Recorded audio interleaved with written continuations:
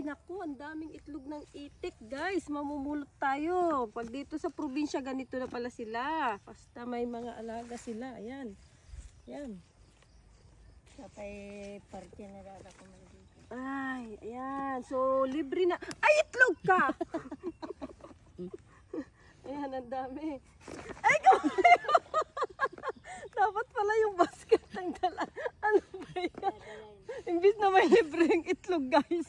Mababasag na. Dito pala ang basag na ang mga itlog. Mamumulot na nga lang na ako ng itlog. Hindi pa ako marunong. Ano ba yan? Ayan. Yan, ang dami. Pupuno na natin yata itong isang tray. So, ganito daw sila tuwing umaga. Kaya pala libre na yung kanilang mga eggs. Ayan, ayan, mga itlog kayo dyan. Mangitlog na kayo. Minsan nga dyan, nabubulok lang. Di ba? Untik na natin mapuno yung isang tray. Isang araw lang yan, araw-araw daw sila namumulot. Ayun, ang mga nangingitlog. Tapos tara, tingin tayo ng mga mangga. Ayun, may isa akong nakita, ayun.